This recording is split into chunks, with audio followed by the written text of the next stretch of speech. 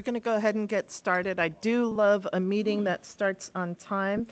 I want to welcome everyone, the folks that have joined us online, and I assume folks have done a mic check to make sure folks online can hear us. Thank you. So I want to thank you for joining us here today, whether you're in person or you're joining us virtually. And we see that as a sign of your recognition of the importance of California's 911 system. So thank you very much for that. Also, big thanks to the advisory board members who dedicate their time and service to this important issue. Welcome. It's May 14th, 2025. I am Lisa Monget. I am the Chief Deputy Director of Cal OES. I'm also serving as the Acting Deputy Director of the Public Safety Communications Office, and that's where you are today. With that, before I move into business, because I think we have a lot of content to cover, I'm looking to see if anybody wants to say anything. Otherwise, I'm going to go ahead and move to roll call, please. Good morning. Paul Truxell, 911 Branch Manager, conducting roll call for our 911 Advisory Board. Rodney Ellison, CHP.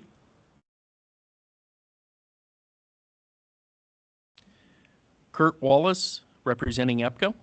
Here. Jennifer Gonzalez, representing California Police Chiefs. Present. Andrew White, California Police Chiefs. Present. Yesenia Sanchez, representing California State Sheriffs. Present. Robert Johnson, California State Sheriff. Present. Ametria Sidney, CalNINA. Mark Chase, CalNINA. Present. Garrett Huff, California Fire Chiefs. Present. Rebecca Ramirez, California Fire Chiefs.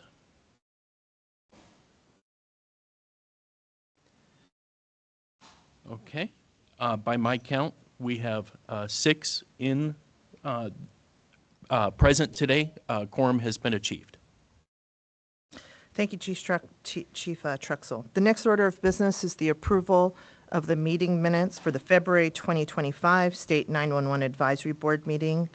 The meetings were sent to the advisory board members prior to this meeting for the review and comments. Are there any questions, comments, or additions? Hearing none, do I have a motion to approve? Approve. All right, do I have a second? Roll call, please. Rodney Ellison, CHP. Kurt Wallace. Approve. Jennifer Gonzalez. Approve. Andrew White. Approve. Yesenia Sanchez. Approve. Robert Johnson. Ametria Sidney. Approve. Mark Chase. Approve. Garrett Huff. Approve. And Rebecca Ramirez. With the votes, the motion approved. Thank you. And with that, we're going to move into the 911 branch updates. Good morning, everybody. My name is Paul Truxell. I'm the 911 branch manager, and I greatly appreciate the support of everybody attending either in person and online. Here are some of the topics that we're going to be covering today in the branch report. I'll first start with the review of our 2024 statistics. This is a key conversation for us to make sure that we keep in front of everybody. California has the largest 911 network in the nation. Last year, we had just over 25 million phone calls. Texas is the second largest with about 23 million. And as we talk about what we're doing to serve the greater 911 community, we need to understand the volume of work that we're supporting and the importance of maintaining this critical infrastructure. Next, I'd like to jump into an update on our call processing equipment, or CPE. As we've been reporting, we have now 294 PSAPs that have equipment that's age year 7 or older. Now, the equipment that's been installed in these PSAPs has been very well built, very purpose built.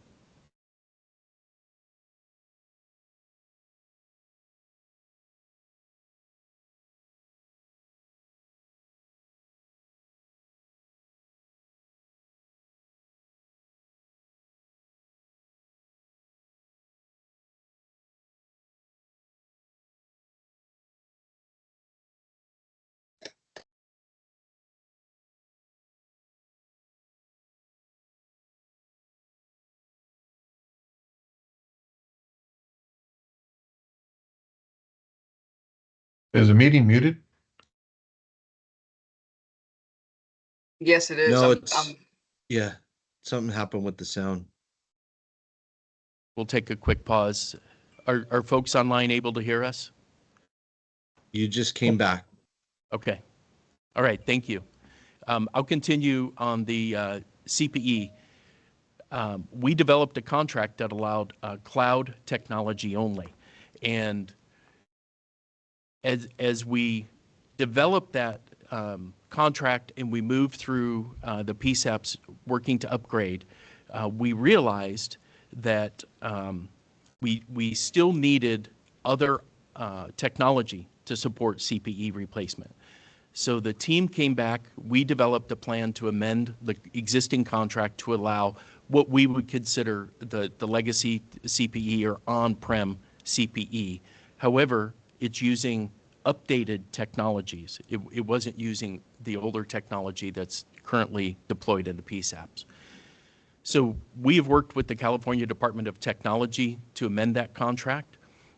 We are in the final stages of that process now, and our key action dates include negotiations that start next week, and then evaluations will be finalized, and we expect to complete all of those contracts in June.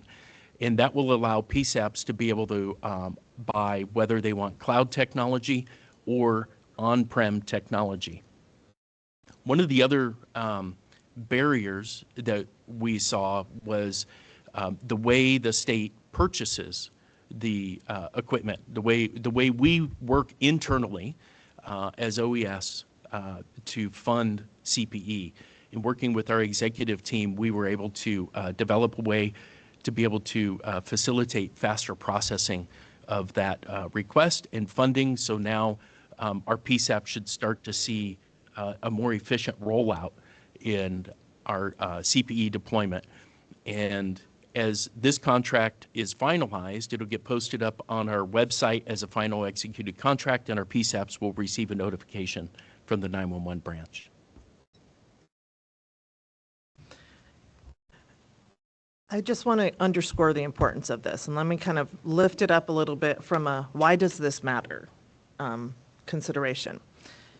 When we talk about enhancing California's 911 system, it's not just the network upgrade, but the PSAPs have to have upgraded call handling equipment so that they will experience all of the benefits and enhancements afforded under the NG 911 network. That upgrade is happening across the state and across the PSAPs. One of the challenges that we put to ourselves is how can we make that process more streamlined and efficient? And the how we do.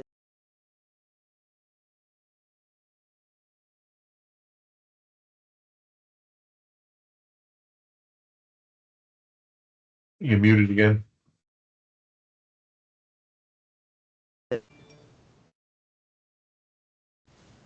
How are we Hello. now? Audio check?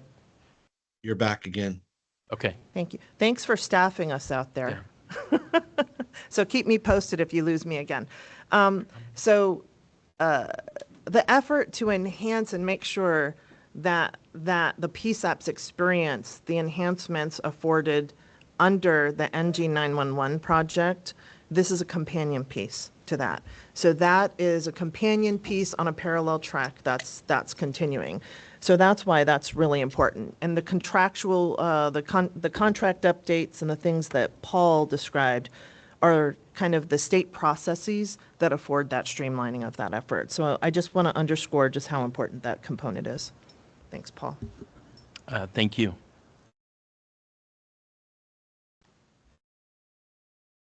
Here May I is, interrupt for a question? sure, absolutely. Can you go back a slide? Do you mind?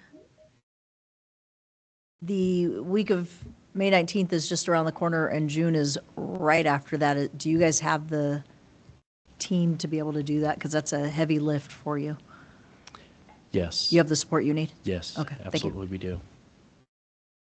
I have a question, or I can wait till the end of it. What would you?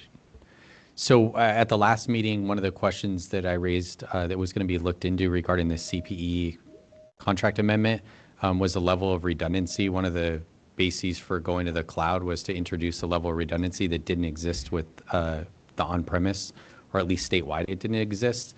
Do we have an update on whether that's being included?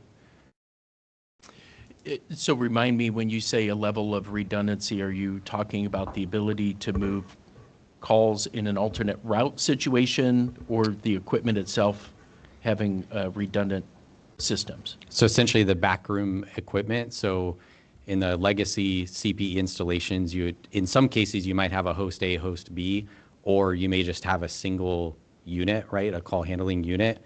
My understanding is when it went to cloud, one of the requirements is that all the cloud providers had to have essentially redundant backroom equipment, obviously in the cloud. So within this, the question I raised was, is that being included in here? And I think the response was it was going to be looked at. And my question is, if it's not in there, then I think we should be clear that we would now effectively be creating two tiers of service throughout the state. One in which you have redundancy if you go to a cloud solution, if you go to CPE, potentially stepping back, unless that was included, in which case it may be that may not be an issue. Andrew, is Ian in the room with us? Ian, can you come up to the mic and address that specific?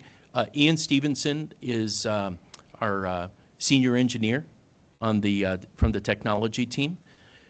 So Ian, did you understand the chief's question about on-prem CPE having a redundancy built into the back room? Yeah, I did. And so all on-prem CPE that has existed and that in the new contract, the new addendum, they all have redundant servers in the back room. Like you said, some of them choose to split it up into host A and host B, but there is redundancy built into their racks. They have dual servers, dual network components, a dual of everything that's in the back room lab, and that's in the new addendum as well. Thank you. Thank you. Ian, thank you. Yep, thank you. Appreciate that. Any other questions about the CPE contract amendment? All right. So our fiscal and operational review, just to remind everybody, our PSAP advisory and compliance unit, their purpose is the direct interface to the PSAPs from the 911 branch. They're the face and the first voice that the PSAPs get from the 911 team typically. This is the team that goes out on a regular basis. We try to get out once every 5 years to meet with the PSAP. We walk through the equipment that they have delivered, the network. We do a report, the statistics report from ECATS. We take a look at their answering times, their trunk utilization, and we talk to the PSAP about how they're doing and make sure that the technology that they have is still operational. We validate that they got exactly what we paid, excuse me, what we paid for. And we try to build a goodwill visit. It's not like an audit. It's not like the Department of Justice coming into a CLETS audit. This is about building the rapport between the 911 branch team and the PSAP and making sure that the equipment we've delivered is supporting your needs. And then we start to talk about the age of your equipment.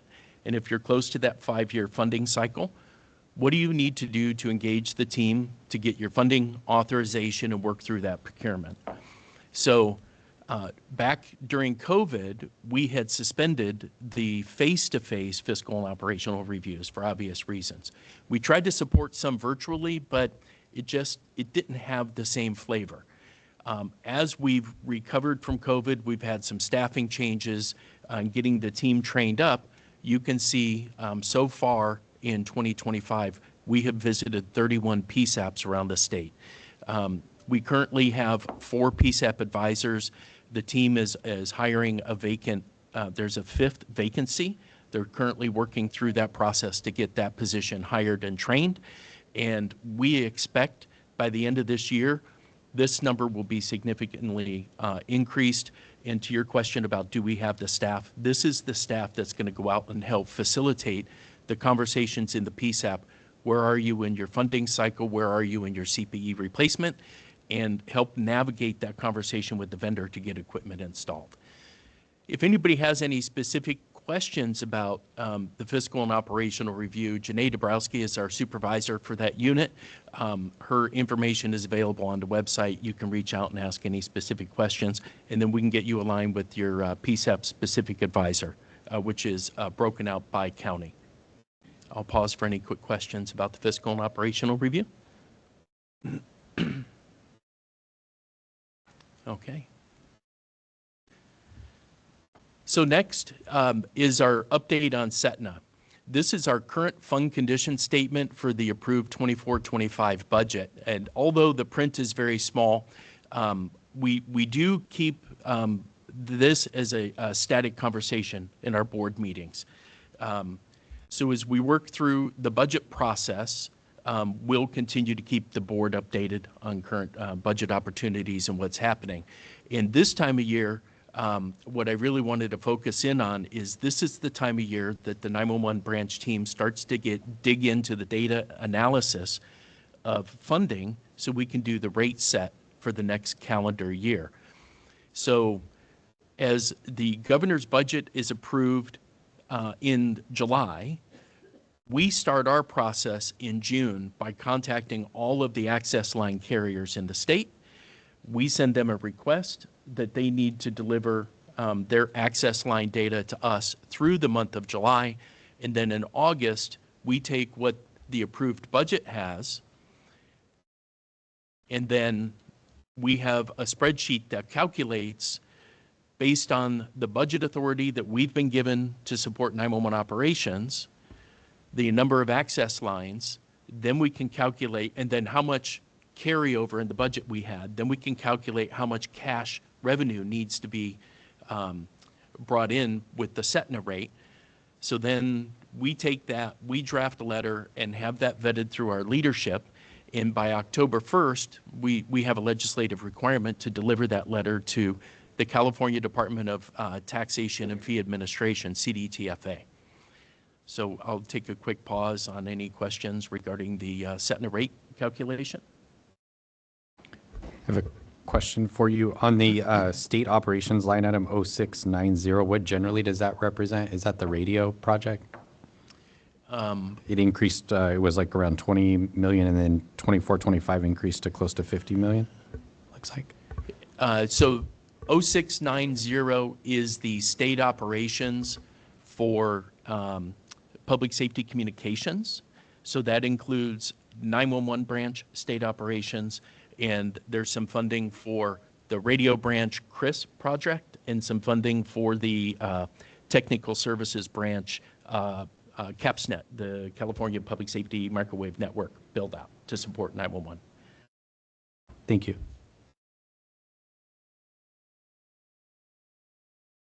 Any other questions? Okay. So this is where we'll move into our next gen 911 update. And Lisa, I believe, do you want to make your statement now? Yeah, I'd be happy to kick it off. I think just a reminder to all of us, by way of context, is that across the nation, states are focused on efforts to enhance the 911 systems to provide for more robust, more versatile communications for emergency services. So where are we in California? Today, the infrastructure to support the NG 911 network has been installed across the state. So when I say infrastructure, what am I talking about? I'm talking about the electrical, the structural work, the hardware, the software, including any necessary trenching to accommodate fiber optics installation. So that's where we are today. This was a major accomplishment, particularly when you consider the complexity of the state, the unique needs of each of the PSAPs across the state, and also all happening during a global pandemic. And I'd be remiss if I don't acknowledge the PSAPs. The PSAPs deserve credit for prioritizing this project during times where they were supporting complex disasters in California at the same time. So in terms of today, where we are in migration of the network. So Today, we're in the early stages of migration to the new network. So we have migrated 23 PSAPs to the NG911 network.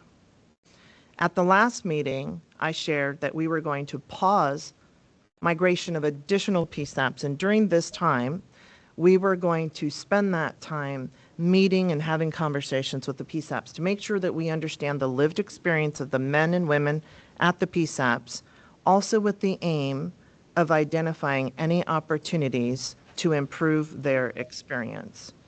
So today, I'm really pleased that we'd like to share with you things that we've learned from those conversations, and then also our early thoughts on how that might shape the go forward on the project.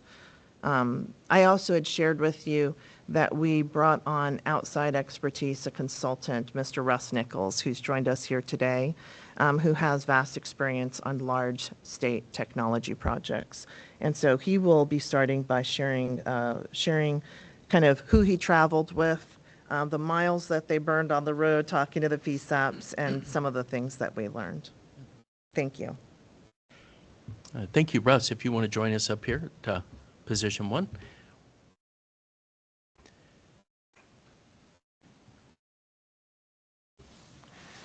Hi, good morning.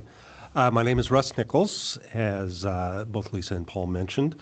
I worked 32 years in California state government, so as part of my background, I served with CAL FIRE for about a dozen years. So in the 911 dispatching environment, I actually wrote 911 dispatching software and worked in the CAL FIRE call centers up and down the state. I also served as the CIO for California Department of Corrections for a number of years, then moved on to the Department of Technology, and I was the Deputy CIO for the state of California and the Acting CIO for the state of California back during the pandemic. So my background has not only the emergency services, but large-scale IT projects, large-scale procurements, a lot of the things involved in the Next Gen project. So early this year, OES reached out to me and asked if I would come in and help them or assist with the Next Gen 911 project. The company that I work with, called Hyper Solutions, focuses on working with large projects and making sure that we have alignment between all of the parties. So as one of the first things that we did is I teamed with the Cal OES staff, and we literally visited with every PSAP that has gone live on the Next Gen 911 network. We also visited with PSAPs that are receiving transfer calls from those PSAPs and a number of other PSAPs that are not yet live, but have had implementations of CPE equipment, some of the other components that are involved in the entire 911 operation. The first part of the message that we carried forward is an absolute dedication from OES to the Next Gen project and moving to those technologies. Every PSAP wanted to know with the pause, what does that really mean? Is there a consideration of moving back? And the message we carried forward was no, there is absolute dedication in moving towards that. So in our conversations with them, we were looking for feedback on the business impacts, the outstanding concerns that they might have, the achievements that they've had, and frankly, just to get their perspective on how the project has been operated. Is it effective in their environments? What does it mean to them, and what would they like to see going forward? So we spent quite a bit of time with each one of these sites gathering information. In addition, we also met with every one of the providers, all of the vendor partners that are providing service in this Next Gen project, to get their feedback and their perspectives. They are partners that have experienced different things, whether it's because of the geography of the state of California, the organizations they're participating with, and frankly, their relationship with OES in general in executing this. Across the board, across every PSAP, every vendor partner, every organization that we spoke with, there is strong support for the Next Gen 911 effort. Everybody is anticipating and looking forward to receiving the services that are brought forward in the new technology and the new capabilities of the Next Gen service. So there is no question, and absolutely there was not a single dispatching center or PSAP that requested to move backwards back to the legacy environment. Nobody wanted to shut off what they have now. Doesn't matter whether they were one of the first sites to be implemented, whether they were the last. They all enjoyed the services that they are receiving, and plan to continue down that role. Again, no request to move backwards. And that same support was provided by the next-gen partners that are working with OES. Every one of them was dedicated to fulfilling this service deployment. With that said, all of them also acknowledged that in the original plan of this project, there was not what we would normally include in a large project, which is a pilot or an initial implementation that gives you a chance to effectively evaluate the real-world implementation. It's one of the things that in my experience has proven to be very important in large-scale projects, is taking that first step and then pausing to evaluate where you are. The pause that was implemented in the rollouts actually provided that ability on this project, even though it was not initially planned. So it's a chance to go in and see what's working well, what needs to be improved, is that trajectory correct? And so these visits that we executed really provided a lot of feedback there. We did find things that can be improved, and we're providing that feedback to the OES team. One of the areas, for example, is a stronger focus on PSAP operations. It's not just a technical design or implementation of a technical product, but this network and the operations of the next-gen service have to fit into a very stressful and highly strung dispatching environment. Dispatchers do not have the opportunity in the middle of an emergency dispatch to be fighting with technology or process. And so more of a focus on how a PSAP operates, how a dispatching center needs to operate, and making that smooth for the dispatcher is an opportunity for improvement. It was not something that was discounted, but can absolutely be accentuated in a plan going forward, and figuring out how to design it specifically from the dispatcher's perspective is a new focus that will be highlighted going forward. One of the other things that will be designed into the future, the feedback that we're giving to the OES team, is how to make the actual implementation process simpler in those PSAPs. Again, those dispatch centers are mission focused and do not have the time or the ability to spend an extensive amount of time working in the back room or the computer room. And so making that a very efficient and effective process, again, from the perspective of the dispatch center. That means if it gets a little harder for the technical team or the implementation team, that is something that's worth considering to support the operation of the PSAP. So a really, really strong focus on the operation of the PSAP is the general message that was brought back from those organizations. They did recommend some simplification in processes, that things may have been overly complicated with good intent for resiliency, but actually may not be serving as resiliency, presenting that resiliency again to the dispatching centers. Again, not just a technical focus, but a focus on the effectiveness of the dispatch centers themselves, and improved communication. That is, in my experience, one of the things that hobbles large projects consistently. Doesn't matter the type of project. When you have many partners and many physical sites, many people consuming the service, that communication has to be very consistent, very inclusive. In other words, it can't be just technical people talking to technical people, but a dispatching center is managed or is owned, for lack of a better way to say it, by local government. And you'll have undersheriffs, you'll have board of supervisors, you'll have different entities that have interests that need to be reflected in that process. And figuring a way to be more inclusive and gather more information, provide more feedback is going to be one of the focuses that we bring back to this team.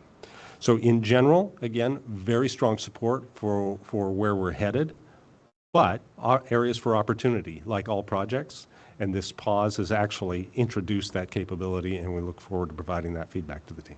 So thank you, Director Magnet. Thank you. Thank you, Russ.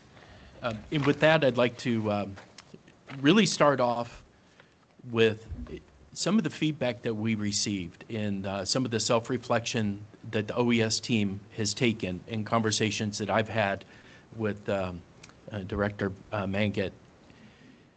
This service and in the overall service of the 911 program is offered by Cal OES. That's us. we're going to see a philosophical change and a paradigm change in our office. We're going to take we're going to be actively involved in the project more. We're not going to rely just on our vendors. We need our vendor partners to deploy this service, but it's a partnership with Cal OES. In the whole project is sponsored by Cal OES and the team I represent. So what we're going to be doing is more active engagement, and the way we frame that initial conversation up is as vendors need to go to a PSAP, we, the Cal OES team, are going to make sure that the vendors have communicated. We have communicated. The PSAP understands what to expect on the day of that visit. We want to make sure that all of that has been completed and everybody's ready. And if there's a challenge at that PSAP for that day, whether they're responding to a natural disaster or a man-made disaster, their staffing issue or whatever, we need to take that into consideration and have a plan to be able to get them rescheduled. So that's a real refocus that the team and I are building within our processes as we look forward in our short-term plan and our long-term plan from the Cal OES perspective. And during this interim process, during the short-term process, we need to continue the next-gen 911 services that are currently deployed at those 23 PSAPs. As Russ said, nobody asked to roll back, so there's a need to continue to support that. So our team has identified a way that we could support that near term, and then with our longer term actions, with a focus on improving that PSAP experience while maintaining and improving resiliency in the network. In the near term, the Cal OES team will be working with our vendor partners in the California Department of Technology. They're the state agency that supports technology procurement for 911 and telecom projects. Our focus there is we want to reduce the complexity of the current network, and additionally we want to strengthen the delivery of our automatic location or alley services. This is going to ease the operational impacts at the PSAP, and then another aspect is Cal OES is going to introduce the use of transitional elements to make the NG911 deployment and NG911 service delivery less impactful at the PSAP.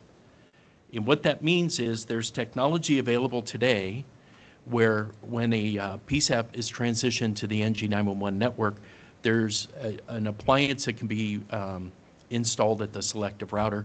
So when the calls are delivered to the PSAP on the NG911 network, they all come in and appear the same. In our early deployment, we were taking calls by carrier without the use of this transitional element. So at the PSAPs, they experience having to answer on two different parts of their call processing equipment, adding to complexity. And to add to that, the way they transfer, the way they handle and triage that call is different in each of those environments. By using this device, we are removing some of that complexity. And can I maybe add on that piece? One of the things that the team did, right, was not just work with the PSAPs with the aim of improving their experience, but also taking into consideration what other states have done.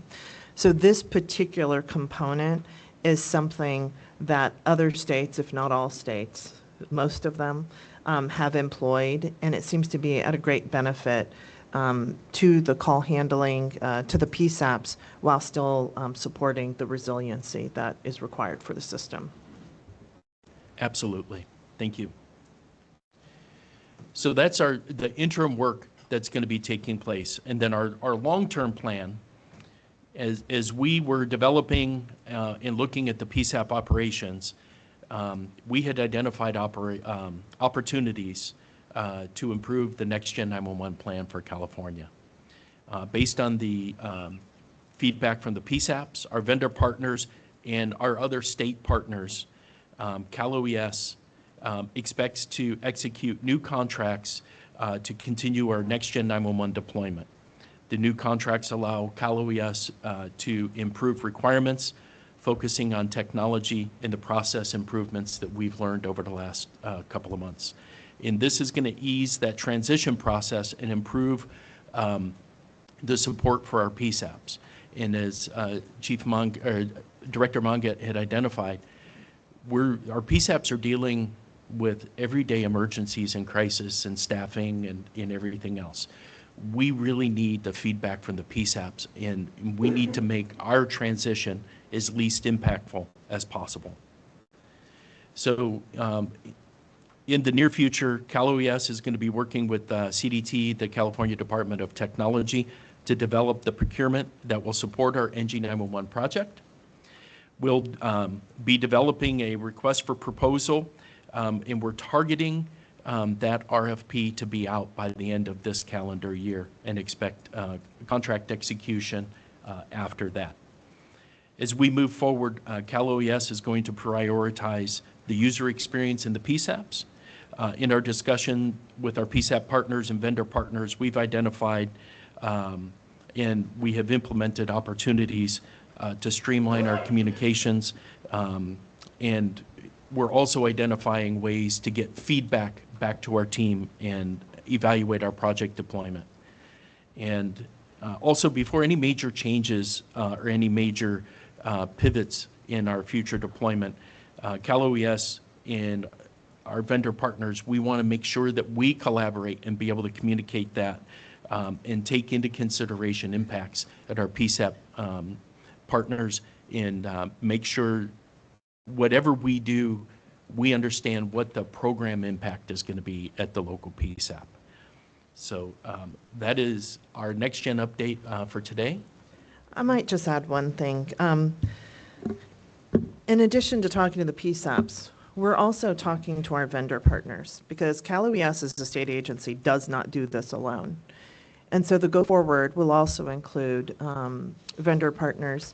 So talking to our vendor partners about the construct of the current project and how does it impact their operations, and are there opportunities as we go forward to shape kind of the architecture of the project in a way that creates efficiencies on a vendor side also. Let me talk a little bit about what an RFP means. It means that this is an open procurement, okay? And it's consistent with the state rules and regulations as it relates to securing a new contract. And with that, I would also share that that as we move through this transition, we're going to be working very closely with our current vendors as they support this transition. So I think that that piece is very important. So I would expect at the next meeting, we should have also kind of more of an update on more specifics of what we think can happen in the near term to make improvements, but then also maybe some updates in our thinking about what the timing of an RFP might be. Thank you. Any questions from the board? I have a quick question. And again, thanks for the update. I really appreciate it, especially as a newer member to the board. And I'm going to ask a question that maybe has already been answered in previous meetings, but I'm just curious. You talked about the state infrastructure being totally in place, so we're good on the state infrastructure for the project. But it looks like the number, and I'm curious to the timeline, is the project on a timeline that it was expected from the initiation? Because it seems like with 23 PSAPs now live, that's a small fraction of the total PSAPs throughout the state.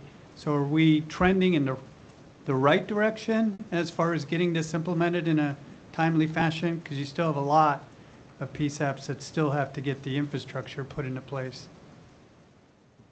Was that clear on that question? Very clear. So I think I can take the first crack at this. Statutorily and budgetarily, there's no specific timeline. However, in conversations, I believe that I think the initial vision is that we would have migrated all of the PSAPs by December of 2024. And so I think that that was an ambitious delivery cycle. And so here we are in the very early stages of this migration. and really kind of taking this pause to make sure that we understand the experience of the PSAPs. We don't get this stage of this rollout back again. And we think with the speed and the rate and some of the challenges of the migration under the current structure, I think we're feeling pretty optimistic, and the smart people who are kind of the engineers and the technical folks, and through all of these conversations, have convinced me that if we take this time to make these improvements, it should streamline the go forward of the migration as we go I forward. just want to make sure I heard that correctly. So the initial plan was, or the aspiration was to have all 440, and I don't know if that's the exact number, I can't remember, pretty close, to have all 440 live by now, 2024? By December of 2024. And we're at 23. We're at 23, correct. So I'm just curious if there would be value, or if it's even possible, to kind of put a statutory requirement on some of these PSAPs to at least get the infrastructure they need in place. Because there seems, and I bring this up from the questions that have been posed to me already, there seems to be a hesitancy to even transition the new equipment because of some of the concerns they've heard about the PSAPs that are live. I guess my thinking on this is that, they've got some valid concerns in some of these areas, as you heard Russ Nichols speak to it, and it's really incumbent upon us to address those issues. I don't think that we need a statutory requirement on the PSAPs to force them to transition within a certain timeline. My general sense is that there is tremendous support for the project, and I'm anticipating that folks are going to want to migrate, but they're going to want to migrate under an experience that is a little more seamless on their side. So I'm not too worried about that. There's not a statutory requirement in terms of the timeline. However, what I do think is reasonable is that as we move forward and we identify what these improvements are, that we should be able to come to you and give you an updated timeline in terms of what the vision is going forward and the rate with which we can migrate PSAPs. To me, that seems like a good conversation to have with you folks in this body and through conversations with the PSAPs also. Because it just, based on your numbers, it does seem there's an urgency based on the aging of some of the infrastructure for some of these PSAPs to seriously start considering migrating over. Yes. And I think you are hitting on kind of that balancing act, right? And that's certainly a consideration that as we think through kind of what you have to weigh the cost on time versus kind of the moving forward. But I think given the review and given the expertise of the team, it sounds like it'll be far better and more robust if we make these improvements and then work with the PSAPs. We don't expect with these improvements, both in conversations with vendors and with conversations with the PSAPs, that the current pace would be the continued trend. Okay, and then one final question, I apologize again, I'm trying to absorb all this. My understanding, and again, questions that have been posed to me, is there's numerous PSAPs that have done the infrastructure they need, meaning they've acquired the new equipment, but yet they still haven't switched over because, again, some concerns. Is that true? Is there still a large number of PSAPs with the physical infrastructure to go live but haven't? Well, I think, let me clarify kind of what we talked about equipment. There's infrastructure that's in place across the state, Statewide. right? Then there's also the call handling Right. equipment, right? And that's what I'm referring to. Yes, and I'll let Paul speak to that. But that would not be unexpected because it's not an off-on switch for each of the PSAPs. It's kind of a dimmer switch across the PSAPs. So you're going to have at any point in time a PSAP that perhaps is migrated to the NG911 network, maybe hasn't upgraded the call handling equipment, or vice versa. So that seems like a condition that would probably exist and would continue to exist for a while until we do all of these companion pieces at the end. But maybe you can speak more intelligently about it. So if I've heard your question right, Sheriff, is we're speaking about the call handling or CPE. That was that contract amendment work that we've been doing to be able to bring in other technologies to allow PSAPs other opportunity. Cloud is still available on contract. There are PSAPs that have purchased and are in some phase of deployment. We can speak in closed session about those individual PSAPs in the vendors referenced on that. But in general, the PSAP advisory and compliance team, when the PSAP purchases and goes through, gets their project approved, we're tracking and making sure that the vendor's getting the equipment delivered, installed, and connected either into the legacy 911 network or to the next-gen network, depending on which PSAP is buying that equipment. The importance of the work that we're doing right now is because we do see that equipment aging, and we see an opportunity to really support the PSAPs to get that equipment replaced. Thank you.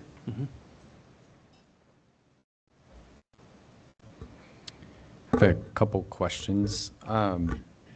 One is, first of all, appreciation for the thought of kind of changing the concept of how this is all being rolled out. I think, you know, technology is powering it, but it's really a service enhancement project for both the dispatchers and ultimately, you know, every person in the state of California. Again, it's just technology that makes all that happen. And I think having that focus can help address some of the issues that have come up.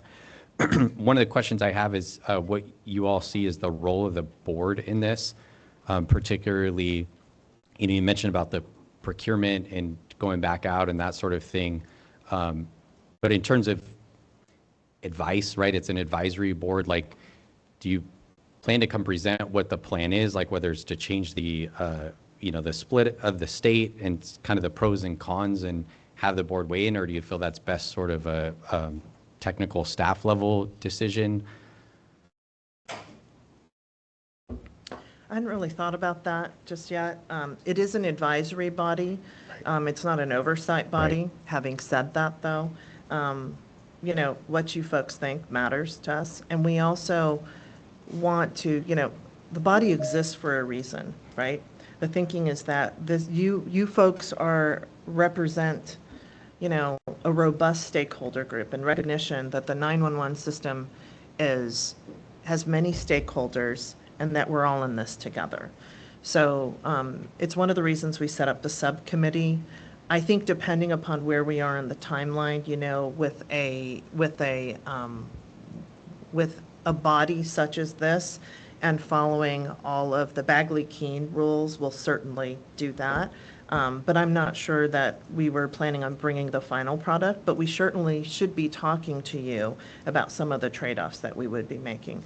I don't expect that this RFP is going to be a cut and paste from a prior RFP, right? We know more today. So we're going to need to be really thoughtful about that and design it in a way that reflects the things that we know today and what the go forward should look like. So I would certainly expect there to be some conversations about that, and you wouldn't be surprised by an RFP hitting the street.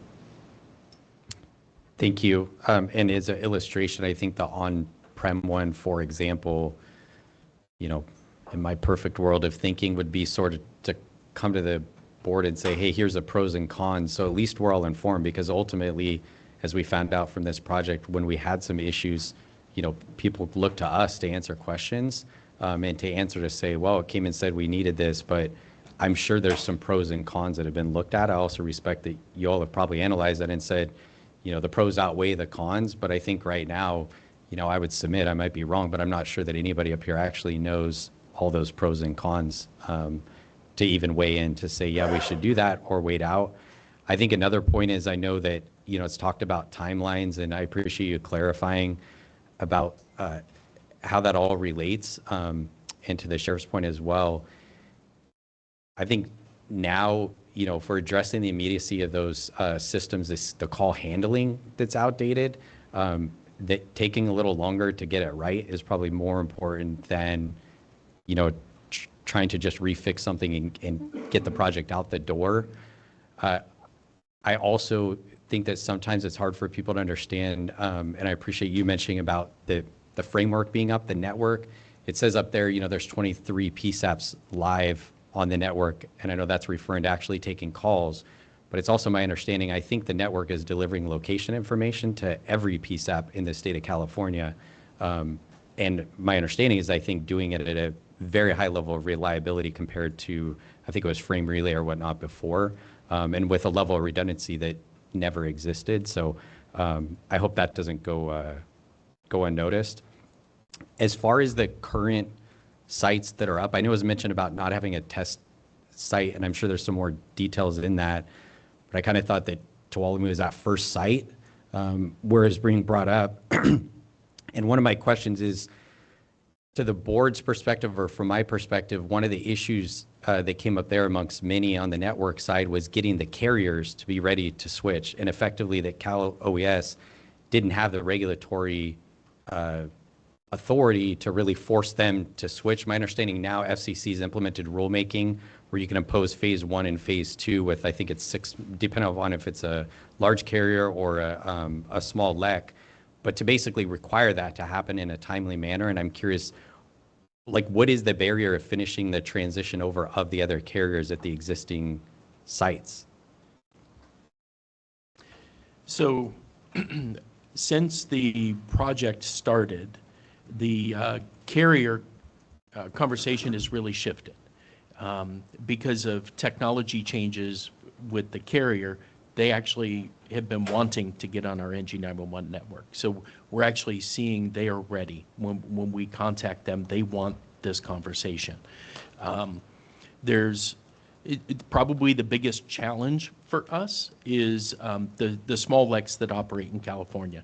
And it's really because of the regulatory compliance that they need to follow, and how do we achieve success.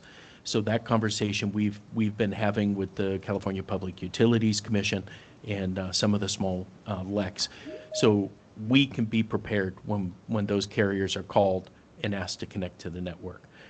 But the FCC rulemaking has definitely helped guide and helped shape some of the conversation, but really I think some technology changes in the legacy environment has really motivated our carriers to come in and be more collaborative.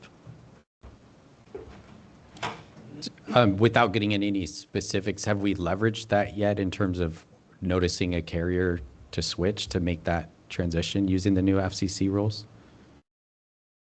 Not with the new FCC rules.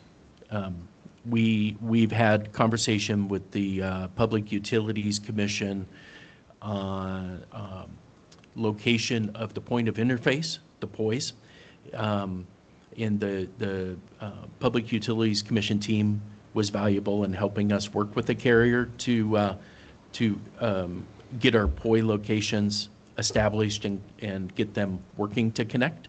But that we've not had any other challenges. And then in terms of the CPE equipment, I know one agency had reached out where I guess it's like sitting in boxes or whatnot. Are we, CPE is being deployed right now, or is there holds on it? Can you kind of explain?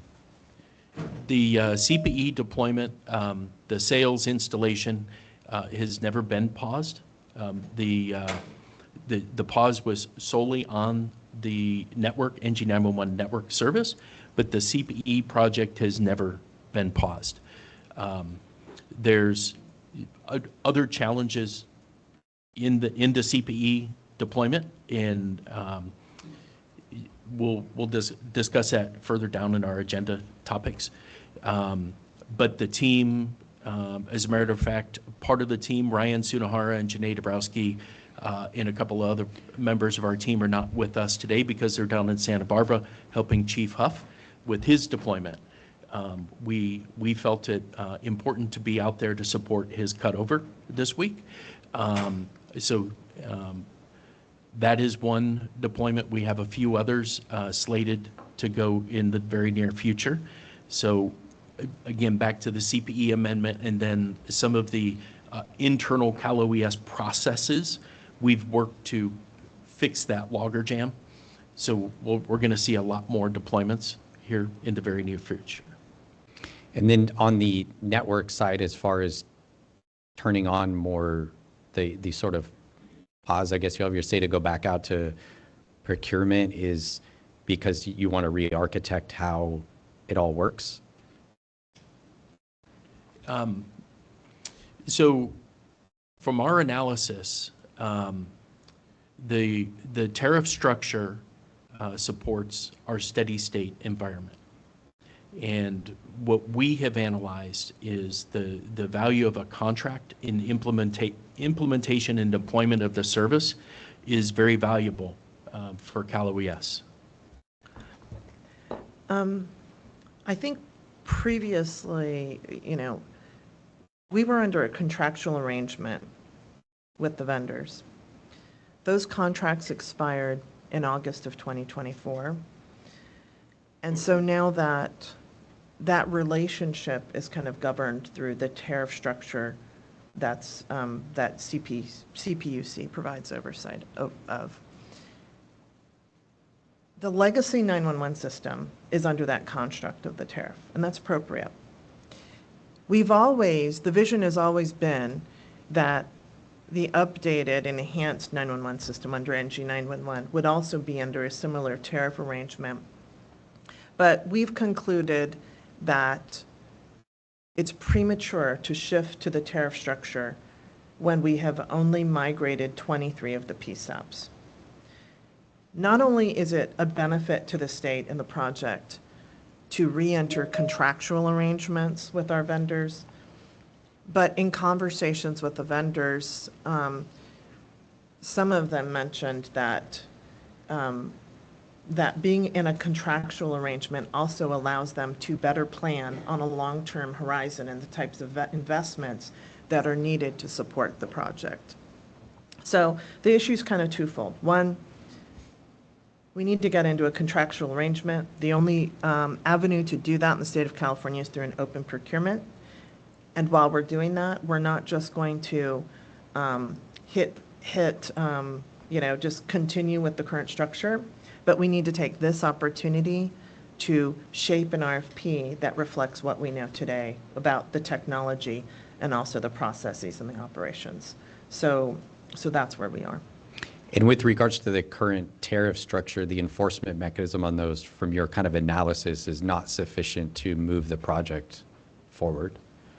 Well, the tariff structure is kind of intended for more of a steady state structure. So the tariffs for each of the vendors were developed through conversations with Cal OES at the time, many years ago, maybe 2019, on what we knew, was it 2019, 2020, based on what we knew of the project at that time. But it doesn't include a lot of the typical protections and milestones that a normal standard contractual arrangement would include as you're migrating and working in that dynamic situation. The tariff structure really kind of contemplates that everything's in place, no changes, and it's generally steady state. Two other things. One of them is the past can always inform the future. I found it was interesting in that I think it's a 2017 report that Cal OES commissioned for Next Gen 911 transition identified legacy selective router gateways as a transitional element. So hopefully as we, you all work through the technical parts of it, that maybe some of that may be informative because it was definitely ahead of its time. But I'm also sure that there was probably discussions about why that didn't happen. So hopefully that can inform us going into the future to do it right. The other one that I would say is that as all these plans get worked out and all those sorts of things, I think going back to who gets impacted, the dispatchers and the people that we're answering calls for, they going through a procurement structure, and if there's changes to contractors or technology and everything else, and I know we've had discussions offline that we prioritize those places that are already on it because they may effectively be impacted the most. And then obviously the others that would come on. And then I think stuck in the middle there's some places that were in the middle of like moving physical locations, and they timed things out based upon when they thought stuff was available. So I appreciate you hearing offline that information, but just on the record to reemphasize that we keep that focus. And I think that's consistent with the culture that you said you're introducing. Thank you. Yes, we're certainly not wedded to any particular rollout, like by regions, by rural, larger. When we get to that place, we'll certainly discuss it with you folks, but we're going to have to be really thoughtful about it. Thank you, Chief. Any other questions from the board? Any questions from the public?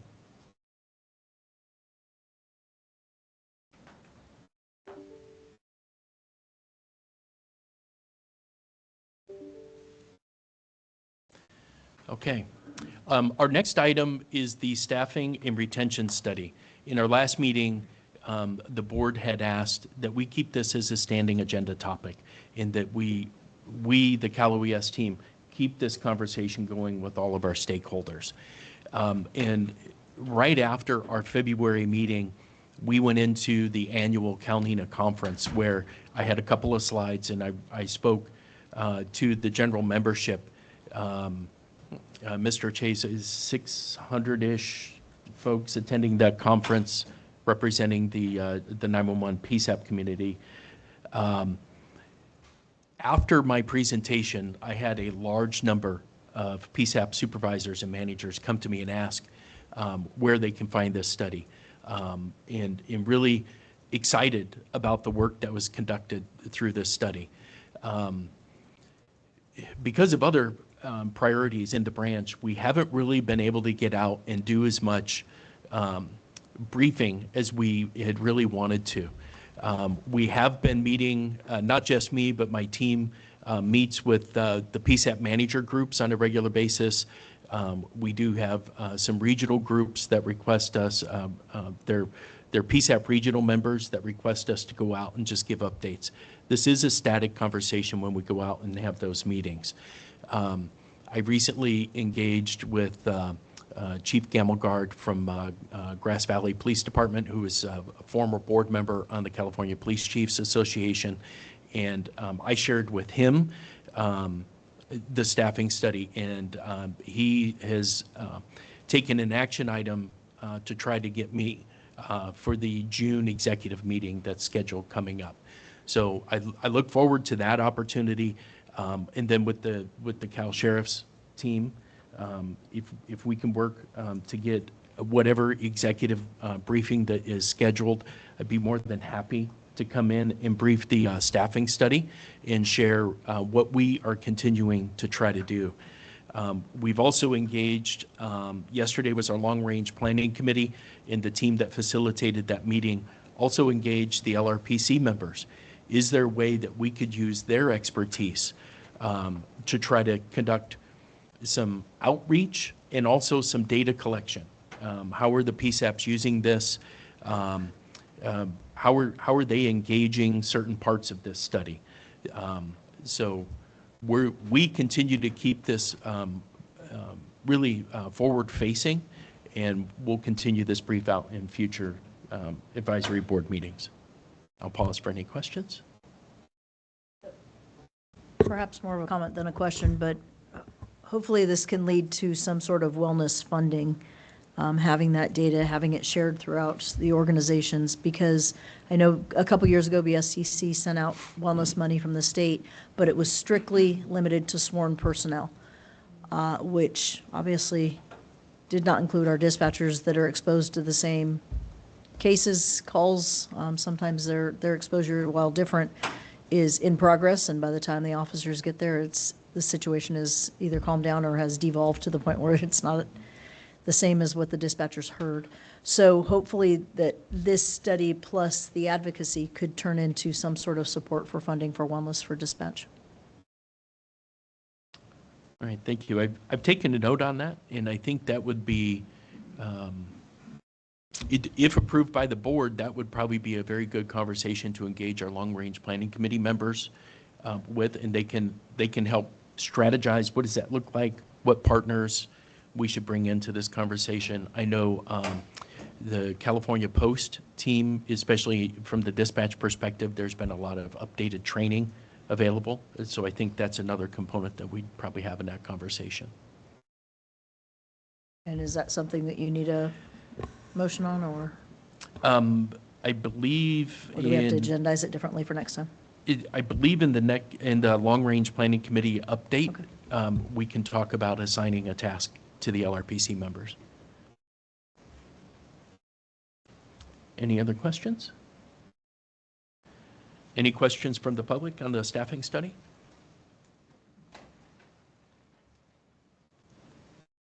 All right. Item 5 is our legislative update. And from the Cal OES legislative team, we have Mr. McGinnis here to provide us the legislative update. Great, thank you, Paul.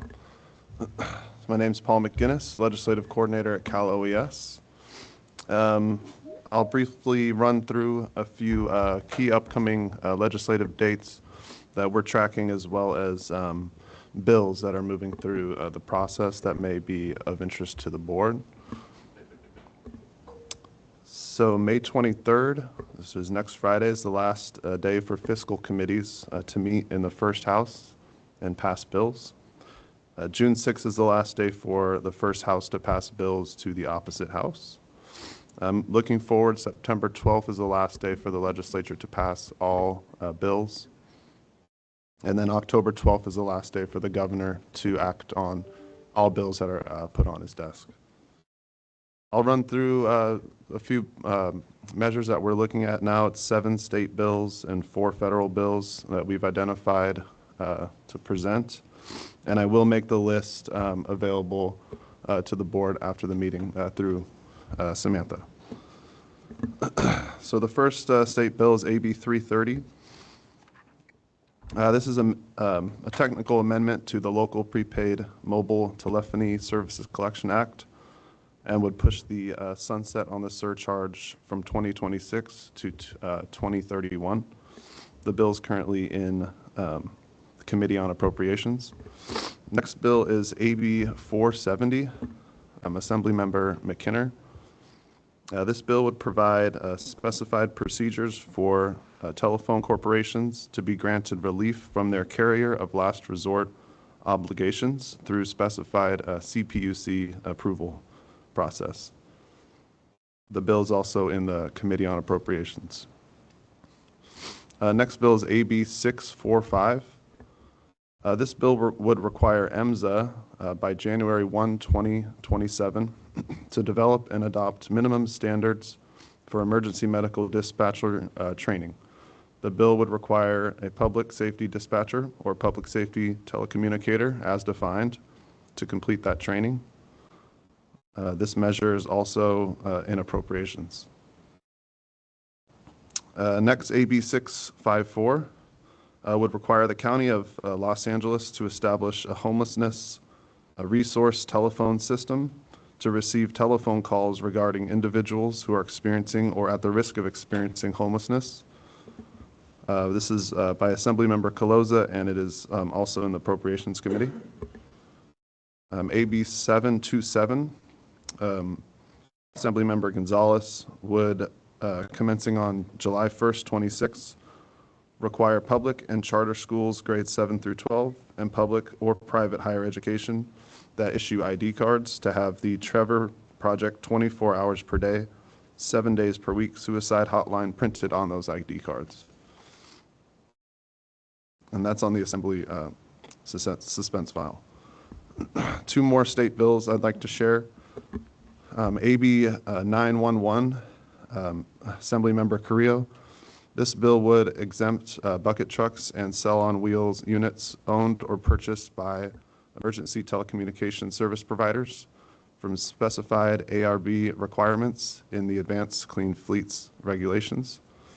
Those vehicles must participate in the federal EAS provide access to 911 emergency services, and/or provide wireless connectivity during service outages. The bill is also on the appropriations suspense file.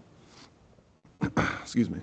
And the last state bill is SB 465. As currently written, the bill would establish the statewide emergency alert system called California Alerts, would require California Alerts to utilize the WIA system. This bill would also require Cal OES to contract with a private vendor to build out the inventory of non-location-based phone numbers and establish standards for issuing emergency alerts to California residents across local jurisdictional boundaries. This bill is on the appropriations suspense file. That concludes the state bills we're currently looking at. I'll briefly run through four federal bills. HR 540, the 911 Saves Act, would require the director of the Office of Management and Budget to review and make certain revisions to the standard occupational classification system. That last action on that bill was January 25 in the House Committee on Education and Workforce. Next is HR 2937, the Protect 911 Act. This bill would require the Secretary of HHS to improve the detection, prevention, and treatment of mental health issues among public safety telecommunicators.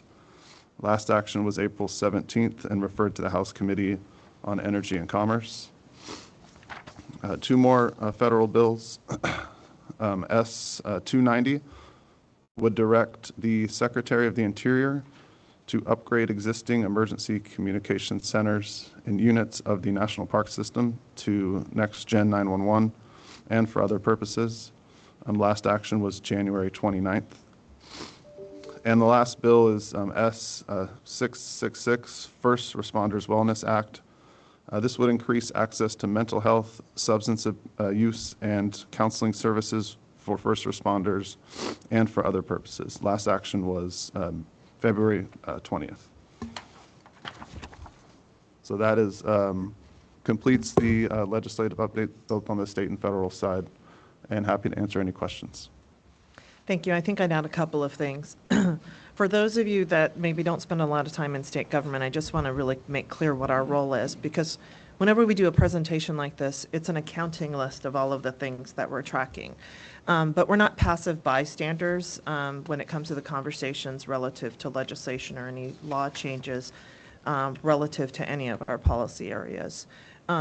So if there are things that you care very much about and things that you want to make sure that we're taking into consideration as we're shaping our recommendations to the governor for bills that may be headed his way.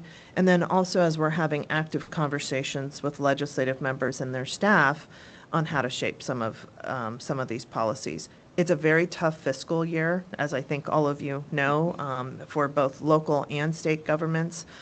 The other component that I would say that we're probably watching even more closely than a typical year is the federal funds. Any decisions that may be made at the federal level that could impact resources for the 911 system. So you heard him talk about some of those federal things. I think it's important for you to know that that's a priority to us, and we're going to continue to track that. One other component that I would add relative to the 911 system is that the budget includes language authority that would essentially allow us to augment the 911 project, the NG 911 project, if funding is needed, in light of kind of these dynamic decisions that you've heard about here today. So that's the only other thing I would add. All right, that's all I had to add, Paul. Thank you very much. Any questions from the board? Any questions from the public? Okay. Moving into the Long Range Planning Committee report. Thank you, Mr. McGinnis. Alicia Fuller from the California Highway Patrol.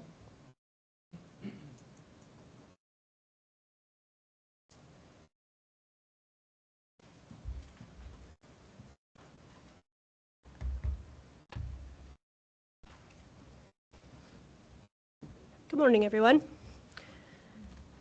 I'm Alicia Fuller with the California Highway Patrol, offering our readout from the Long Range Planning Committee meeting, which occurred yesterday afternoon.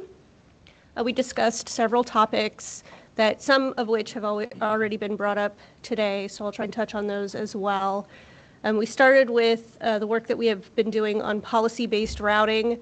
The Long Range Planning Committee put together some documentation, and we have tabled that for the time being, given the Next Gen 911 pause and re-looking at that project and how we move forward with that project. So it's still very relevant. We're going to continue to talk about it in our circles with our organizations and with the PSAP so it doesn't fall off the radar, but no further action on that topic at the moment. The next topic that we brought up or that we discussed was the concept of regionalization and or consolidation.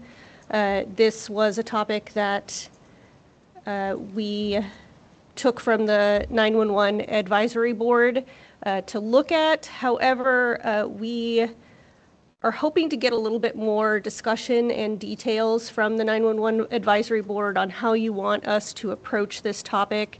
There are a lot of different ways to look at regionalization. It could be physical regionalization within, a county or a city, actually consolidating PSAPs and moving them down to fewer.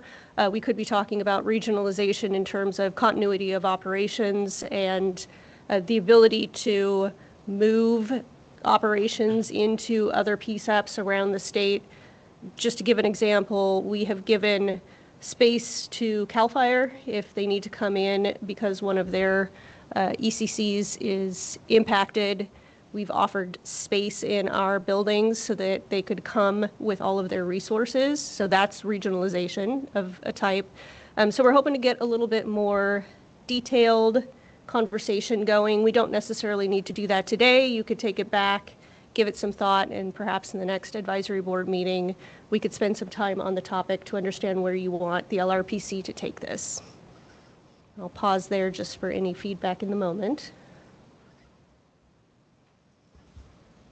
I would speak to, I think, regarding Chief White's interest in the subject. Correct me if I'm wrong, I believe you probably want sort of just an idea of like how consolidations might be and like what different forms they might take. Yeah, I think you kind of hit on it, which is, I think when people hear that word, they have in their mind like one set, and you identified several. I think that maybe the outcome is just coming up to identify, hey, these are the different types, here's some different scenarios. I think everybody's dealing to some degree or another with budget constraints, but also too with trying to be more resilient during disasters. That said, I think it's really going to depend, area by area. So maybe it's just a high level, hey, here's some of the things to consider. And, I know Mark gave the presentation of what his area was doing. And I think you just gave an example of what you guys are doing for opening space. So just kind of saying, hey, these are some of the options and ways you might look at it. Or, if you want further information, here's some examples in this state that people might look at. Yeah, I think that's basically the idea, right? I mean, to Chief White's point, right? When you hear consolidation, you think, hey, three small towns are going to merge and there's going to be one center, which is one form of consolidation, but that's not the only form. So really increasing redundancy with redundant systems, as well as combined CAD systems, combined CPE systems, really better utilizing funding, as well as cooperation amongst local agencies that can back each other up in cases of natural disaster or losing a PSAP due to a terrorism incident or something like that. I think that's an important piece to highlight. Excellent. I think that gives us something that we can work with. All right. Any other comment on that topic? Perfect. Okay, the next topic that we discussed was the dispatching job description template. This kind of came out of the staffing study and that conversation. So we did discuss, as you all have, not letting that staffing study be put on a shelf and die. So we want it to remain on our agenda as well for the LRPC and look at how we leverage that into the future.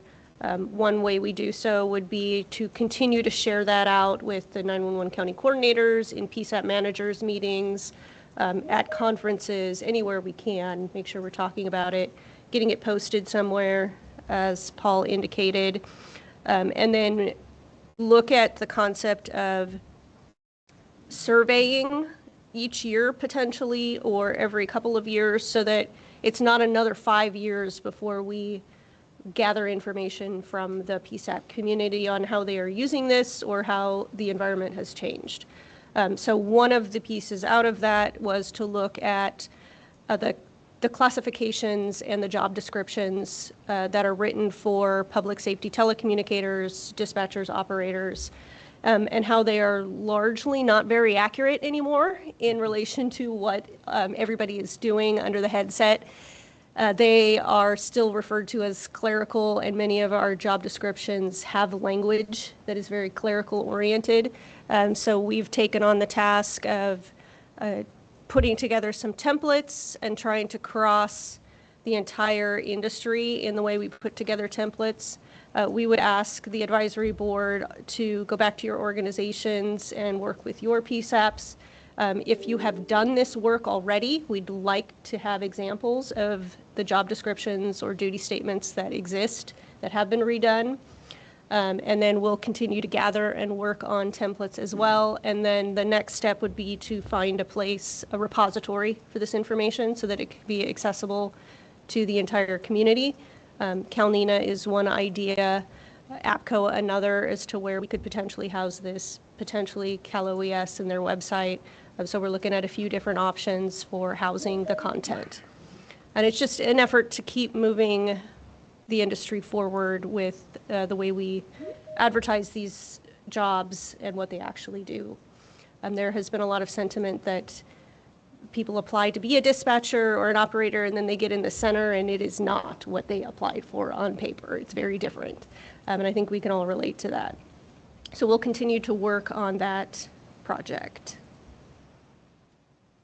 The final topic that was on the agenda was related to remote call taking in the PSAP. That was another topic that the 911 Advisory Board directed us to take a look at. Again, we would like more focused direction on where to take remote call taking. And I did bring up the fact that the state of California seems to be moving back to the office based on the governor's executive order.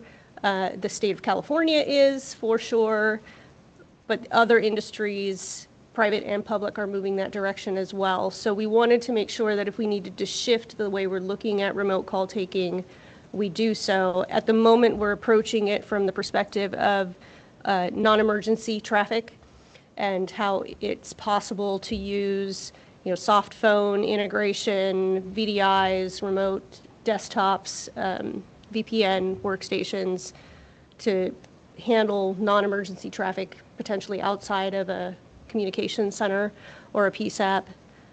But for emergency traffic, we've not really dove into that option.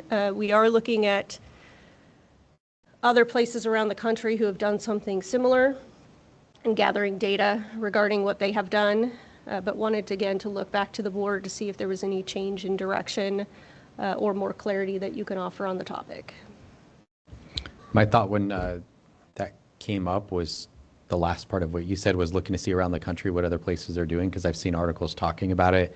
And of course, next gen, makes it much more possible.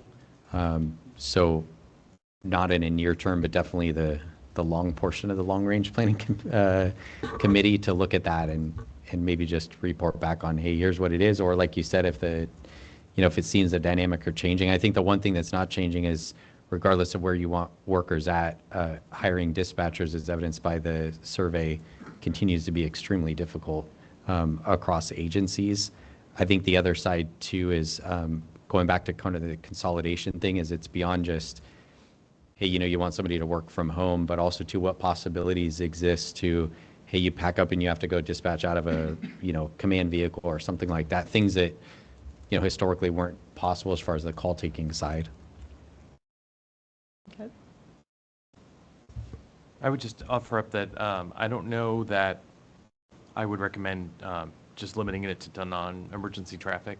I think that the biggest use case in my head would be, hey, if there is a large natural disaster and you need call takers, right, that can't go to the PSAP for some reason, they're prevented, if it's an earthquake or a flood or whatever it is, that you might want the ability for someone to be at home just as a call taker, right, not dispatching radio, but just being able to take calls, put calls into the system.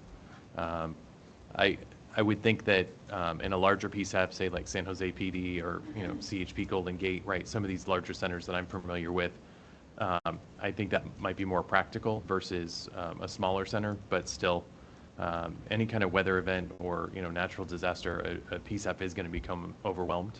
So if there is the ability, if you have a call taker at home that has the ability to call take with equipment, right, with a VPN and with a secure path.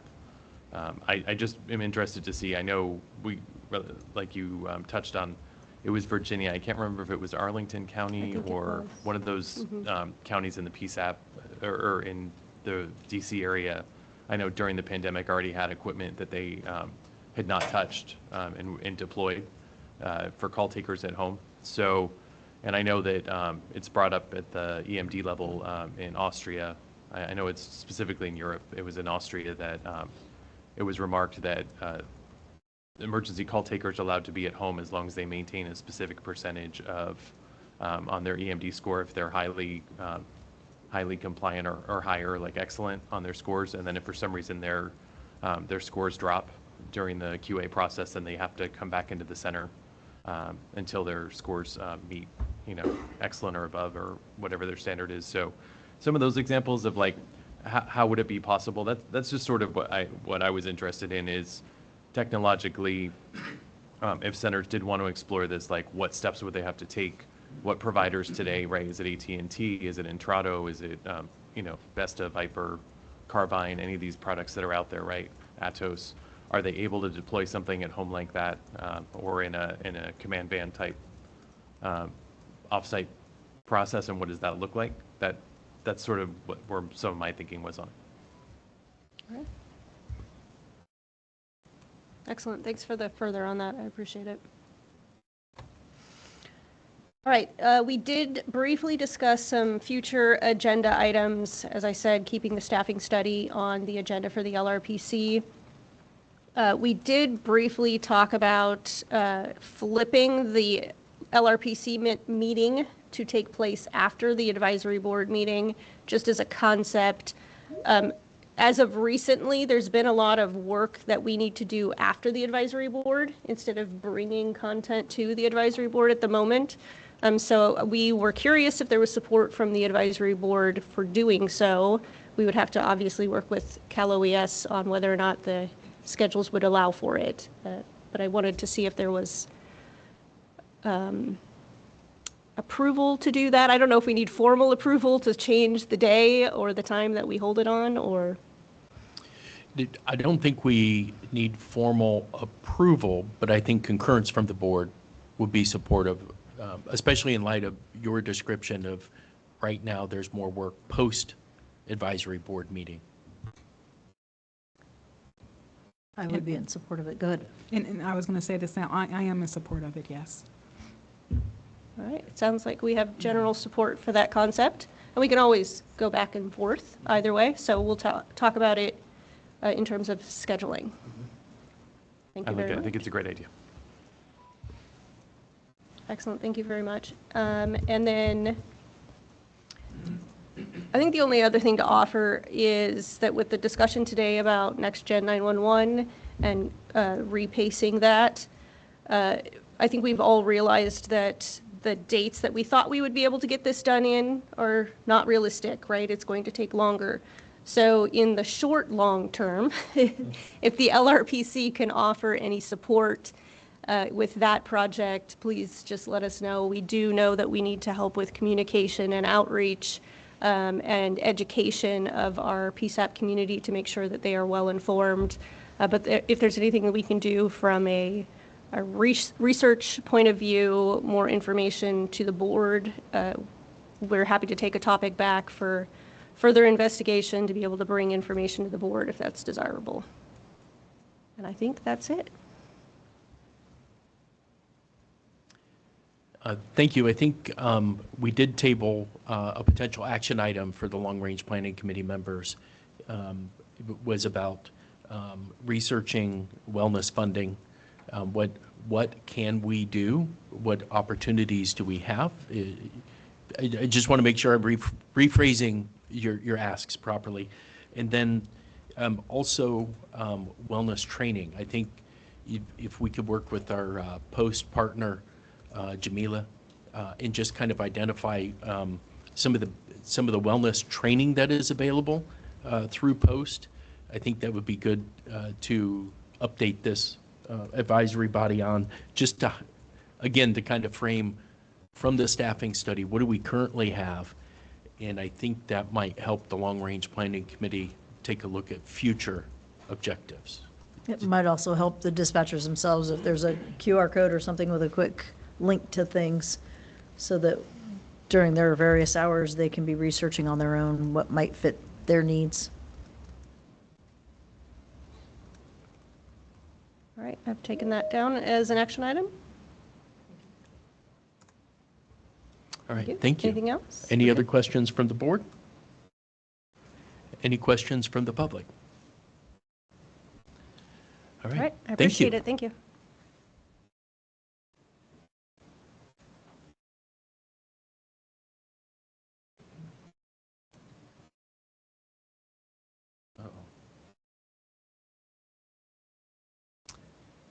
Sammy, can you, thank you. Next on the agenda is a 988 update. In addition to my role as the 911 branch manager, I'm also the 988 systems director. And I'm very happy to say that the team has been doing a lot of work in the 988 space recently.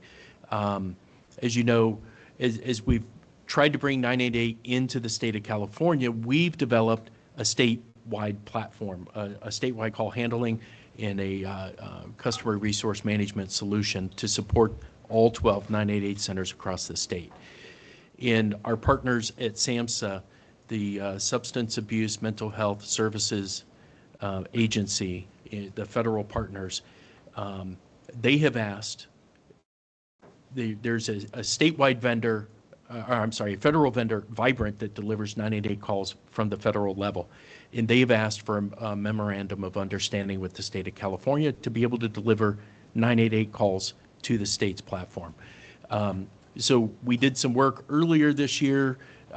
We signed the agreement. We sent it back with changes in administration. There were a few edits provided to that MOU. It's back to the state of California, and I'm working with the Cal OES legal team to get that review. And in reviewing the MOU, there's some technical requirements for the functionality of the system that we need to address, and we'll be working with legal and executive to get that final review. And if it's something that we can sign, we'll get it signed and sent back to SAMHSA. In the meantime, SAMHSA and the national carrier Vibrant have agreed to deliver 988 calls to California, working with each of our centers in what we're calling a pilot training phase. So our first center is the Buccaloo Center down in Marin County. And we anticipate the first week of June in partnership with NGA. They're the provider of the statewide 988 platform. We are going to get 988 calls routed through the state's platform, and that will allow Buccaloo to get in and test the system, get trained in the system, and really provide us the feedback. Up to this point, we've only been working with test numbers. So this will really allow us to get those 988 contacts pulled into the state system, use it and get some feedback. And then we anticipate the same pilot project through all of the other centers across the state. At the same time, we're doing this MOU review and working with SAMHSA to get approval on that so we can get all 988 calls routed to the state. There's a lot of work. The team has been really a lot of coordination with the centers at this part, getting the final training on the system, and getting all the coordination with SAMHSA and Vibrant to get to this point. So I'm super excited about that. In addition, a part of the 988 Technical Advisory Board is we have a subcommittee for the 911 to 988 interface, and that subcommittee is developing the framework for a transfer policy for the state of California.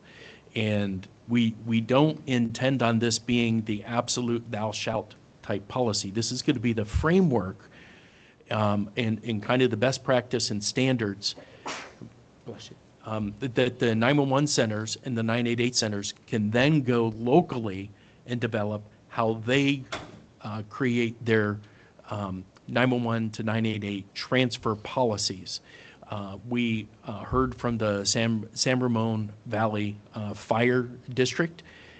They have had a 911 988 transfer going for quite some time. They gave feedback how they developed their project, and then in partnership with Dr. Bowie from Health and Human Services, we're looking at this as how can we start with maybe one type of 988 call, maybe somebody who is in mental health crisis considering suicide, no threat, nobody in the house with them, they just need a crisis counselor.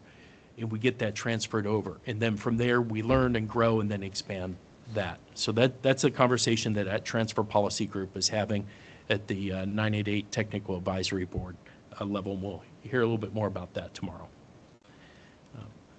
That's the end of the 988 report. If there's any questions from the board. Any questions from the public? All right. Next, we will move into closed session. We reframed the agenda to move this towards the back. So we will adjourn upstairs in our conference room. The team has already gone up. They're starting for those members who are remote. If you can leave this meeting and join that other Teams link for closed session, we will go conduct a roll call vote or a roll call once we get into the closed session, and then we'll continue that action.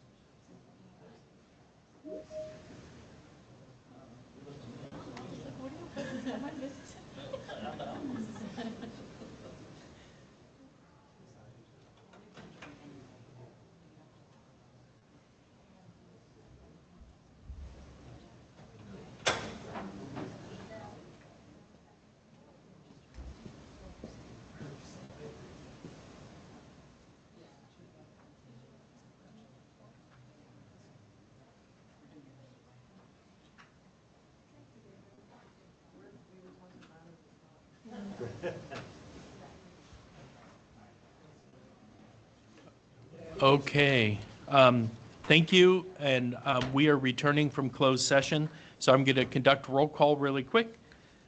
Rodney Ellison? Here. Kurt Wallace? Here. Jennifer Gonzalez? Present. Andrew White? Yesenia Sanchez? Present.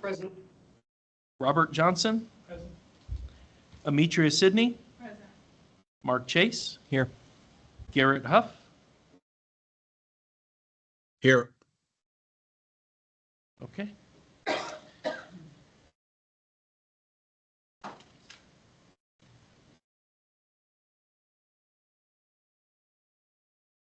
Okay. As we return from closed session, during the closed session meeting, we discussed 911 outages, issues of security around the 911 network and vendor performance. There were no action items needed or addressed during closed session.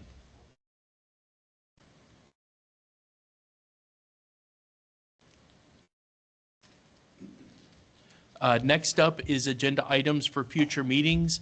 And on this slide, we do have our future meetings posted August 20th and November 19th here at this facility, Public Safety Communications in Sacramento.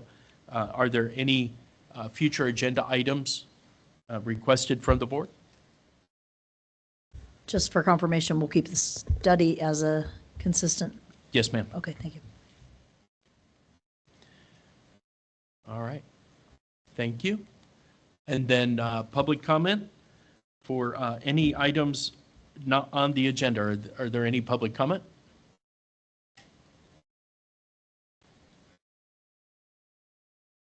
Okay. And then item 11 is adjourned. All right. Thank you, everybody. Appreciate your attendance. And for those who attended online, thank you very much. Please have a great day and be safe traveling back to your home agencies. Thank you.